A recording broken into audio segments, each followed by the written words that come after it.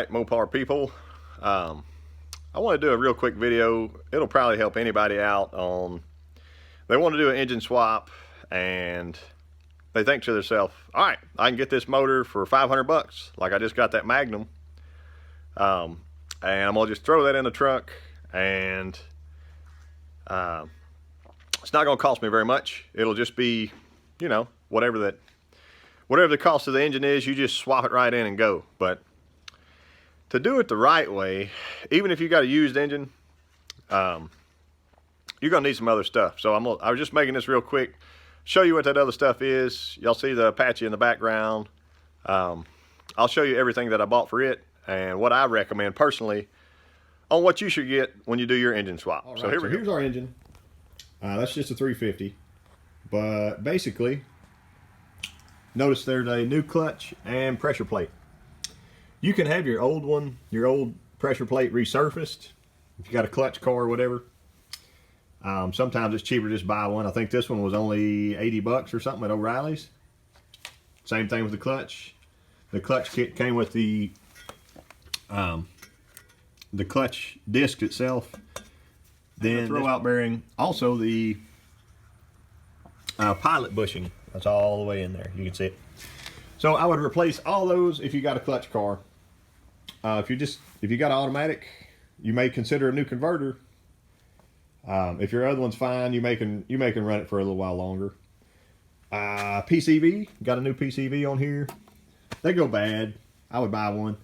Oil pressure line. This motor actually, it didn't have a gauge on it. It had a temperature gauge, but I would recommend, you don't have to buy a new gauge, but at least get that piece of line new. And I actually like to buy the copper lines instead of these, because this can, you know, land on a header and get burned up. But let's see what else. Here's my bag of goodies. That's a new fuel filter. I always go with that. I'm doing all new fuel line. I can show you that real quick. So this motor, or this truck actually, I put a new piece of aluminum or aluminized tubing, whatever you call it, from all the way in the back. So basically every piece of fuel line on the truck will be brand new. Here's more if I need it. You know, I try to buy a good fuel line, and that way you're not stranded on the side of the road, or you don't have a fire in 2 weeks because, you know, your truck's been sitting for a year and it hasn't been started in a while, so that stuff goes bad. Let's keep going. All right, so also new radiator hoses for sure. I just took the old ones off this one and basically took them to the parts store. They let me go in the back room and match them up to see what's new. You need new radiator hoses. Let's see what other goodies we got going here. There's our new spark plugs. And come on, Alex. New rotor for our distributor. New cap, new plugs, new wires. Those are all things, you know, that stuff wears over time. If you've got some pretty new wires that you are confident in, you can reuse them. I don't reuse spark plugs. You know, that's really cheaping out. If you're, you know, if you're in the situation where you got to reuse plugs, you may not need to be doing a motor swap. You need to look somewhere else, do something different. Let's keep going real quickly. Let's see, new fuel lines. I said that. I got a new temperature gauge also. You know, these go bad. This was like 15 or 16 bucks at O'Reilly's. And I like the ones with that actual probe. I think there's gas in the tube, so you don't want to bend up the tubes, but just replacing that. I got new clamps. A lot of times the old clamps get rusty and funky. Other times, like, you can pick up a clamp and see it says Made in USA. That clamp will probably outlast a Chinese clamp 2 to 1. If you can, you don't have to. Like, new alternator for this is probably 100 bucks. So I'm going with the old one. It's fine. On exhaust, we got headers. That's what I told him. These old manifolds are shot. I didn't even check them for cracks because I knew that they probably will have a crack somewhere, or they need surfaced or something like that. You can see here, this that was leaking, you know. New fuel pump, I got it over here. Let's see what else. Just basically the stuff that goes bad. Here's a big one, and people don't understand why I do this. I always put a new water pump on. I'll try to show you this other one here.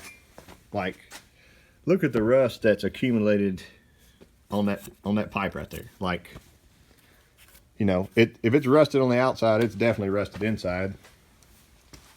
And another big, huge one. Here's the thermostat out of that motor. Look at that. The bottom looks pretty good. No, that's junk. You know, so new thermostat, always. Obviously, oil filter, oil. I've got antifreeze in the truck I need to go get. But yeah, that's it. If you were really poor and had to do it the poorest way possible, I've seen antifreeze filtered before. You know, if it was fairly new, you could filter it through a paint filter. But I don't recommend it. In Arkansas, it doesn't really get that cold, at least in the central part of the state. But something else I didn't mention, most of the time motor mounts. Here's a Dodge mount. I would usually replace them.